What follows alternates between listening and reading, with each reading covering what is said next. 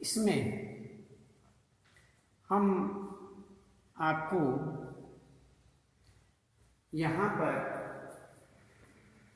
संधि प्रकरण चल रहा है और संधि प्रकरण के अंतर्गत आपको हम बता रहे हैं कि संधि किसे कहते हैं। दो ध्वनियों या वर्णों के मेल से जो विकार होता है अर्थात जो परिवर्तन होता है, जो बदलाव आता है, उसे हम संधि कहते हैं। वो संधि कहा जाता है। तो इसमें जब हम इन्हें जोड़ते हैं तो संधि होती है, और जब हम इन्हें पूर्व स्थिति में लाते हैं अर्थात इन्हें अलग अलग करते हैं तो उसे हम संधि विच्छेद कहते हैं।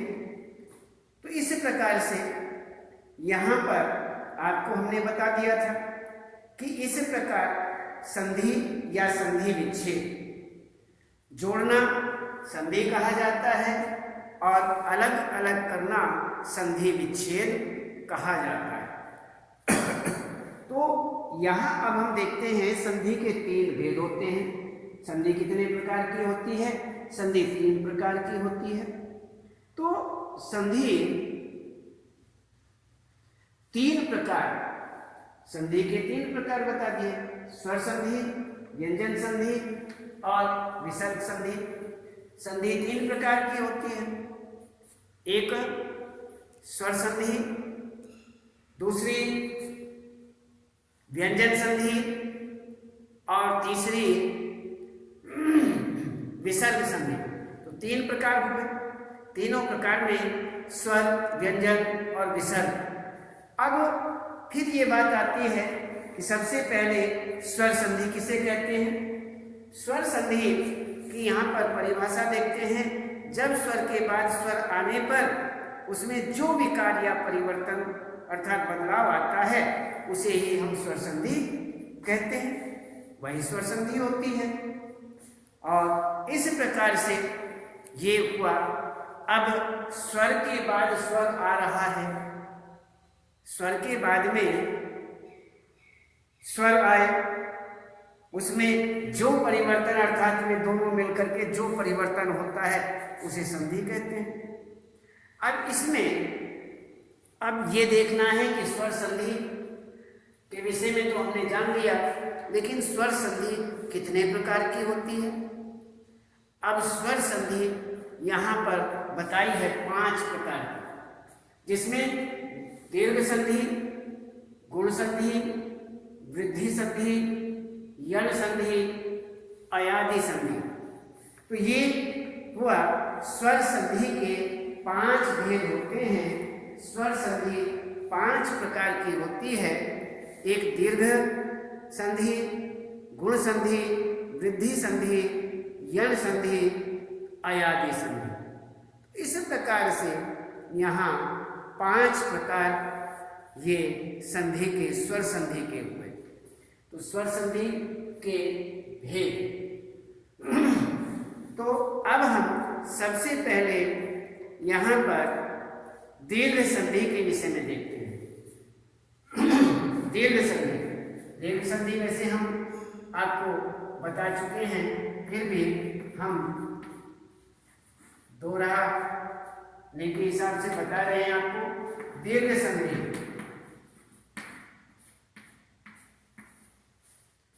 दीर्घ संधि में जैसे ए हमारा स्वर है, आगे भी ए हमारा स्वर आ गया, दोनों मिलकर के दीर्घ की बात कर रहे हैं।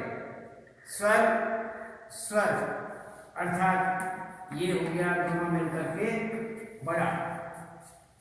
दीर्घ हो गया, समान स्वरों के बीच होने वाली संधि दीर्घ कहलाती है। समान स्वरों के बीच में जो संधि होती है, जोड़ होता है, इन्हें जोड़ा जाता है, इनमें कोई विकार आता है, जमा करते हैं, जोड़ते हैं और उसे हम दीर्घ कहते हैं। बस दीर्घ हो जाता है। इस बात का हमें ध्यान रखना चाहिए। कौन सी संधि है? दीर्घ संधि। बड़े, बड़ा होना, दीर्घ होना, बड़ा होना है, ये दीर्घ हो जाता है, अर्थात ए मिलकर के आ हो जाता है। तो यहाँ पर ये दीर्घ संधि हुई। जैसे स्व,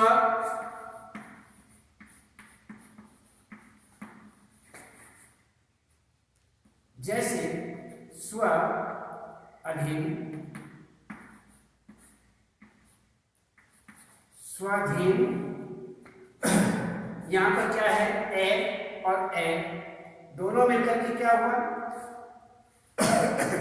दो पद होते हैं, दो शब्द होते हैं, पहला और दूसरा।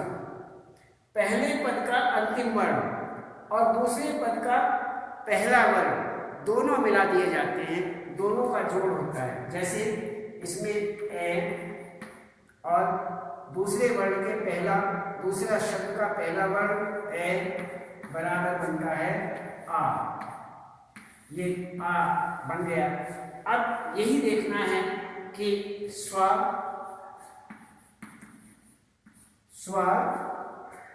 यहां बनता है स्वाधीन,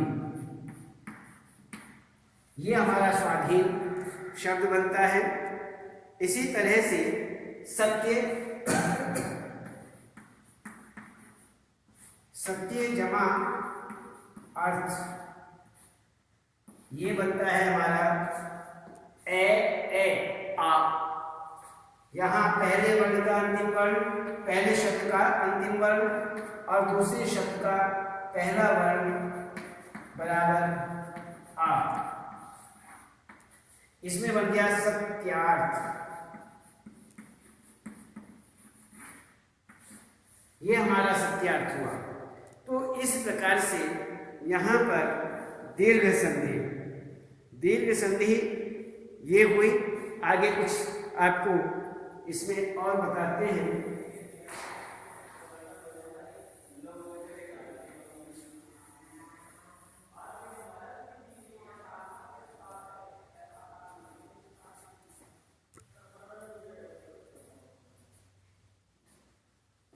इसमें ये हुआ ए आ, यदि इसमें ए जमा आ बराबर आ बनता है। और जैसे शिष्ट,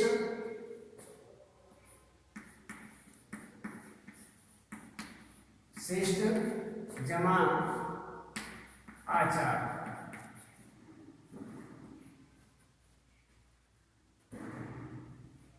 शिष्ट जमा आचार बराबर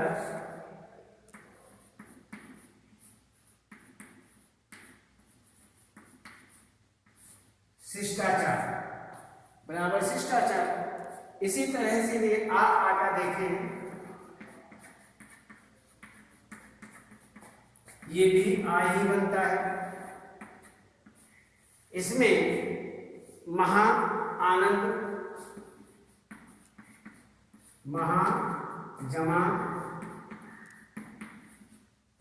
आनंद आ, ये पहले शब्द का अंतिम वर्ण आ, दूसरे शब्द का पहला वर्ण आ मिलकर भी आ ही बनता है। तो ये हुआ महानंद, महानंद। अब यदि शुरू में आ जाए और बाद में ए आ जाए तो भी आ ही बनता है। इसमें रेखांकित, रेखा अंकित,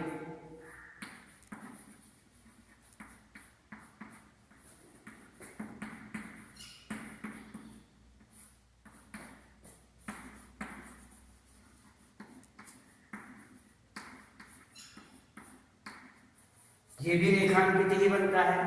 क्यों? पहले शब्द का अंतिम वर्ण आ, दूसरे शब्द का पहला वर्ण ए, आ ए मिलकर भी आ ही बनता है। तो रेखांकित, रेखांकित बन गया। इसी प्रकार से और देखते हैं,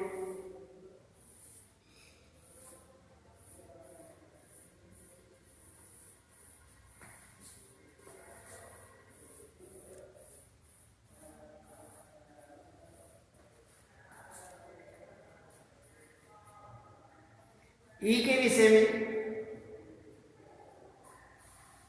ई जमा ई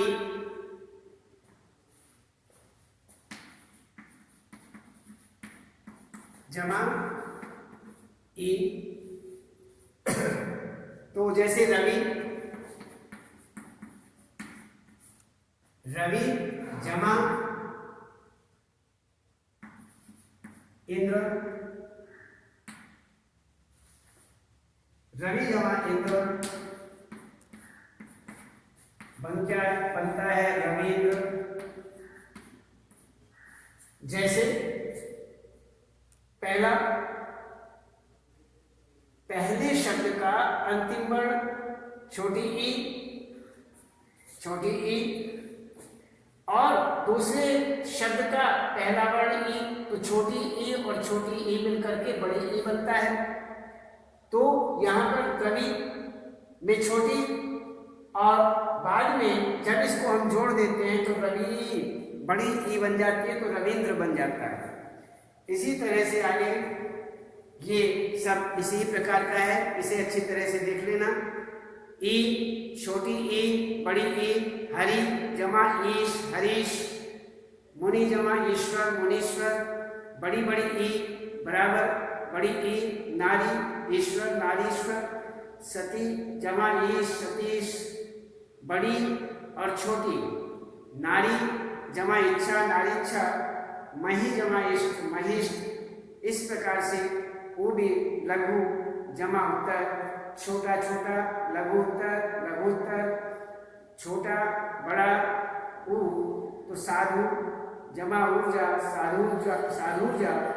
इसी प्रकार से बड़ा ऊ, वधु उर्मी, वधुर्मी, बड़ा ऊ, छोटा ऊ, बड़ा ऊ जमा छोटा ऊ, भू जमा उत्सव, भूत्सव।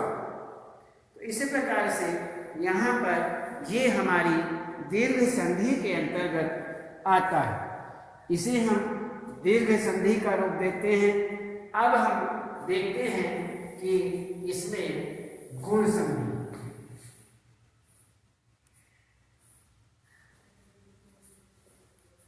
गुण संधि देखते हैं। अब ये हमारी होती है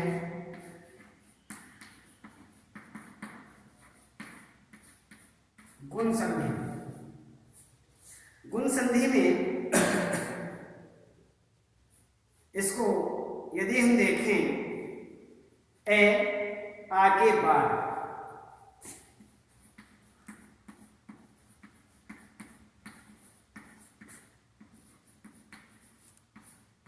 ए आ के बाद ई की,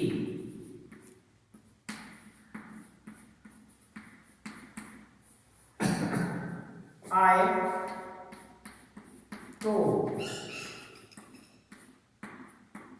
ए होता है,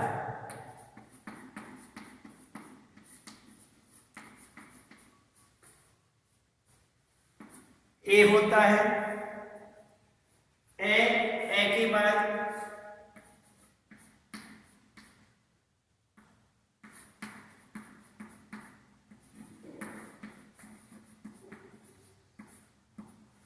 ए आ के बाद ऊ आए,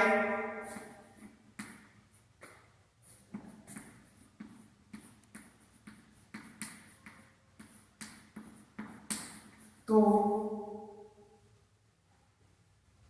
ऊ आए तो ओ होता है।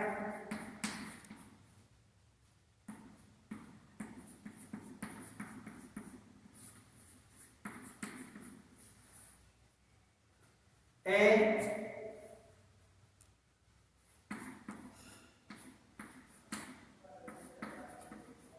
आके बार रेडी आए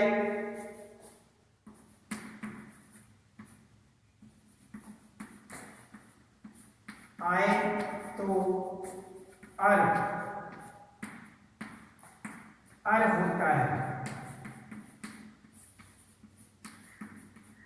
ये फार्मूला जो है इसको आप अच्छी तरह से ध्यान रखेंगे, इसी को गुण संधि कहते हैं।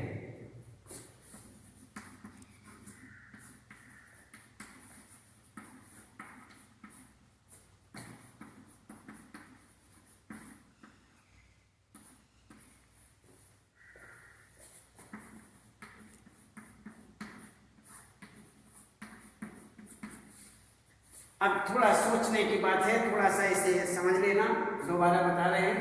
ए आ, ए हो या आ हो, अर्थात मान लीजिए आपके पास में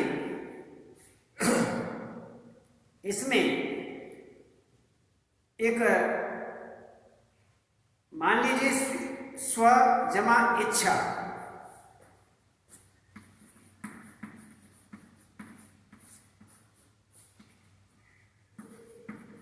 स्व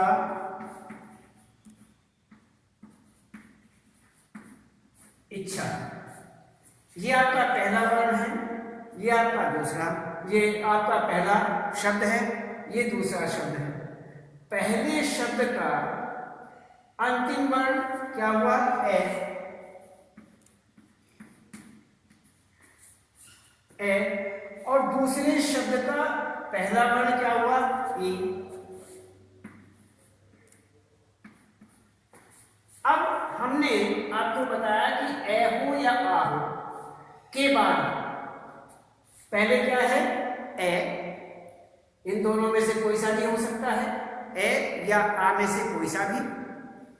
इन दोनों के बाद में यदि छोटी और बड़ी ई आए, कोई सी भी आ जाए, छोटी आ जाए या बड़ी आ जाए, तो क्या हो जाता है? ए हो जाता है। तो हम ए मान देते हैं, ठीक है। तो पहले क्या है? ए आया है, दूसरे में ई आया है, तो ए बनना जरूरी है, अनिवार्य है, तो हम इसको ए मान लेते हैं। ये हमारा ए हुआ। सूत्र के अनुसार, जैसा यहाँ सूत्र दिया गया है, जैसा योग दिया गया है, इस योग के अनुसार हमने ये ए, इसको सही मान लिया, ए बनता है। क्यों? पहले शब्द का अंतिम वर्ण ए है, और यहां पर बताया है ए हो या आ हो, इसके बाद में ई और बड़ी ई, इन दोनों में से कोई सा हो, तो क्या बन जाता है? ए बन जाता है। तो पहले शब्द का अंतिम वर्ण ए, दूसरे शब्द का पहला वर्ण ई, तो दोनों मिलकर के ए बन गया। यहां तक देखिए। अब ए बनता है, तो अब देख लीजिए यहां बनेगा ए स्वेच्छा।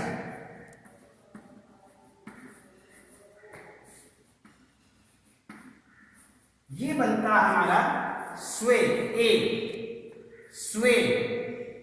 क्यों? ई और ए मिलकर के ए बन गया, स्वे बन गया, और छा अलग से बचता है, तो ई तो यहां पर आ गया, ई तो इसमें आ गया, और यहां बनता है आधा च और छा,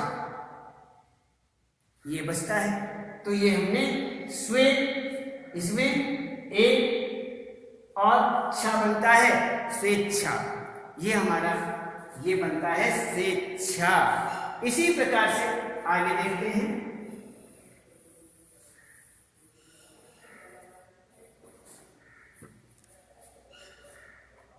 इसमें महाजमा इंद्र,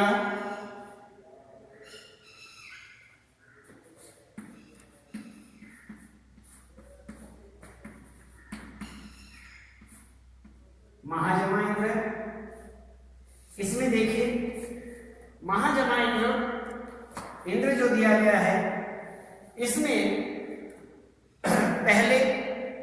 पहला शब्द जो है, इसका अंतिम वर्ण क्या है? आ। दूसरे शब्द का पहला वर्ण क्या है? ई।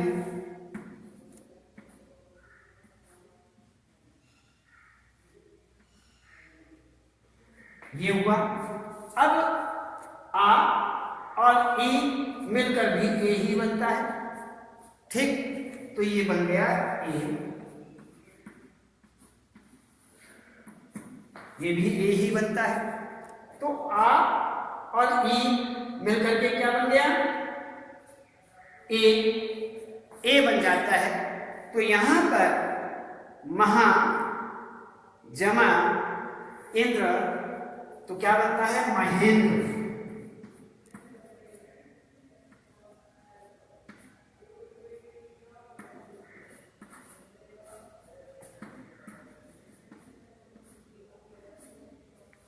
ये भी महेंद्र बन जाता है। क्यों, आ और ई मिलकर के ए बनता है, आ ई ए। तो यहां आ और ई महे, महे बनता है, और इंद्र ई यहां भी इंद्र यहां निकलता है। तो इस प्रकार से महेंद्र बन जाता है। इस सूत्र के अनुसार ही आपको बता रहे हैं। इसी तरह से आप देखते हैं, यदि ए ई, उसी प्रकार से यहां पर सब ए आ ई के बाद ए बनता है। अब हम देखते हैं, यदि ए और आ के बाद में छोटा और बड़ा ऊ आ जाए तो क्या बनेगा, ओ बन जाएगा। इसका उदाहरण देखते हैं। इस उदाहरण के अंतर्गत कैसे बनता है, इसमें जरा ध्यान देते हैं। जैसे देखिए, इसमें हुआ ऊ, ए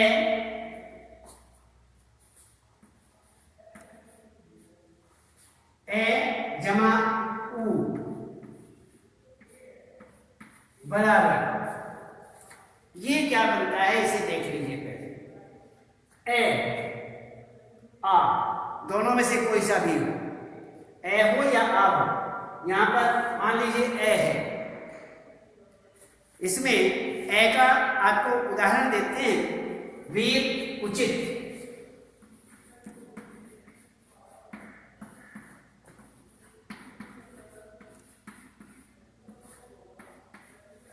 वीर उचित, पहला शब्द का अंतिम वर्ण ए, दूसरे शब्द का पहला वर्ण छोटा ऊ, ए छोटा ऊ, दोनों हो गए।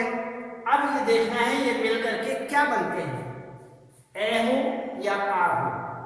इसके बाद में यदि छोटा या बड़ा ऊ आ जाए, जैसे यहां छोटा आ गया, ए के बाद छोटा आ गया, यहां बड़ा भी आ सकता था, यहां आ भी हो सकता था, शब्द के अनुसार।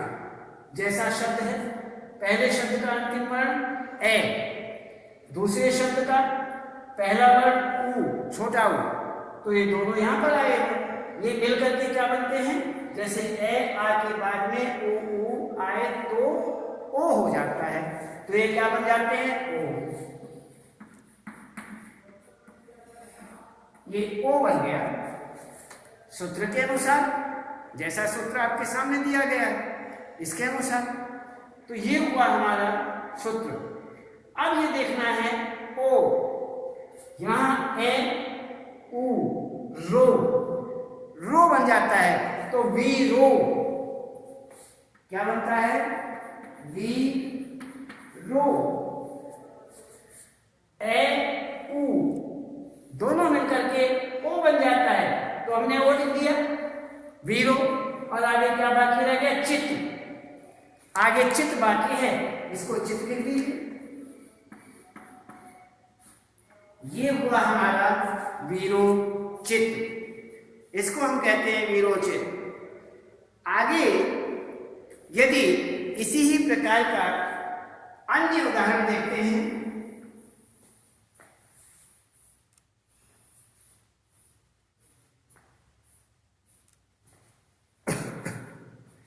अन्य उदाहरण के अंतर्गत यथा उचित, जैसे यथा उचित,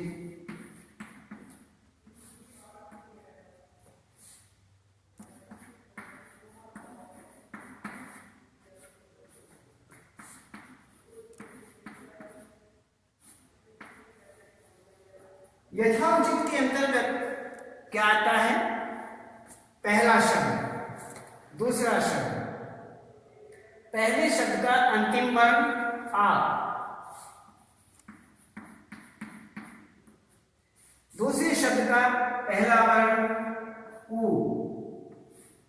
बराबर जोड़ करके क्या बनता है? देखो, ए आ, वैसे कोई सा भी हो, हमारे पास है आ, उसके बाद छोटा ऊ बड़ा ऊ आता है, हमारे पास में छोटा ऊ है, तो क्या बन जाता है? ओ बन जाता है। तो आ ओ मिलकर के ओ बन गया। अब हमें देखना है पहले शब्द का अंतिम वर्ण आ, दूसरे शब्द का पहला वर्ण ऊ, तो ऊ और आ ऊ मिलकर के ओ बन जाता है, तो यहां बन गया यथो, इतना बन गया। कितना? इतना, इतना बन गया यथो, यथो, और चित आगे बाकी रह गया, तो इसमें चित जोड़ दिया जाता है, यथोचित। इस प्रकार से ये हुआ हमारा यथोचित गुण, गुण संधि। अब एक उदाहरण आपका यहां पर और सामने है, इस उदाहरण को भी हम देखते हैं। जैसे यदि हमारे सामने ए आर के बाद रीढ़ी आए तो अर हो जाता है। क्या? इसका एग्जाम्पल देख लेते हैं। वसंत ऋतु, सप्तऋषि,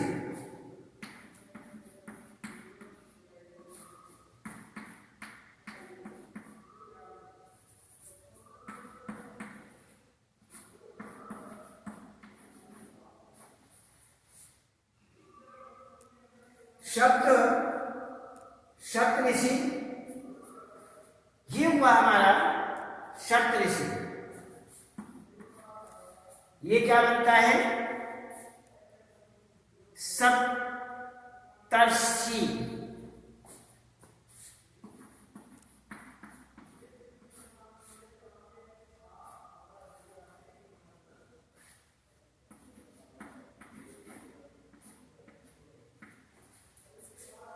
ये सप्तर्षि बन गया।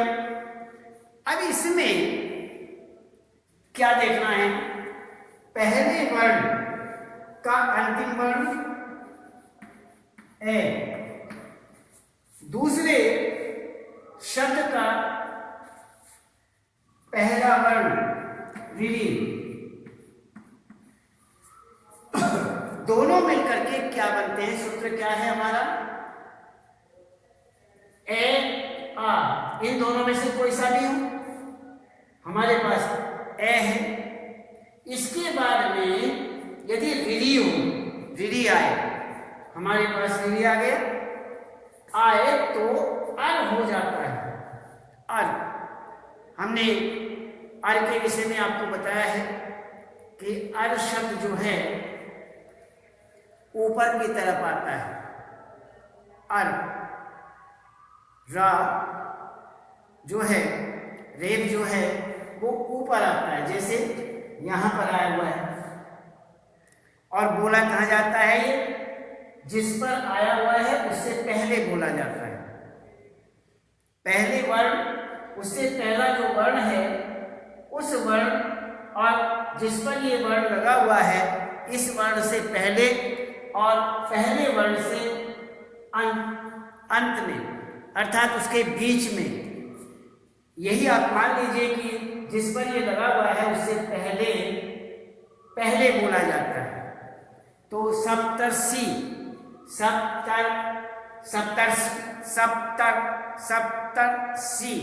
सप्तर्षि। तो इस प्रकार से ए और ऋ मिलकर के अर हो जाता है। यही हमारा सूत्र है। आप ध्यान रखें, ये सूत्र इस प्रकार से है कि ए आ के बाद में ऋणी यदि आता है तो अर हो जाता है, तो इसे ही हम गुण संधि कहते हैं। तो यहां पर क्या हुआ, ये शब्द ए और ऋणी मिलकर के ए और ऋणी मिलकर के अर हो जाता है, सप्तर, सप्तर। और ये ऋषि तो इधर आ गया ऋणी, तो यहां पर शी बचता है, ये हमारा सप्तर्षि बन जाता है, लय ऊपर आ जाता है। तो इस प्रकार से यहां पर सप्तर्षि, इसका आपको कुछ उदाहरण और देते हैं।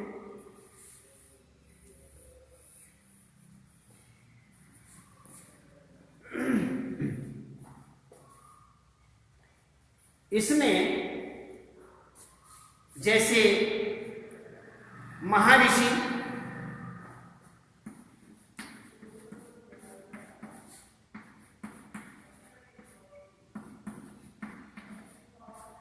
महर्षि,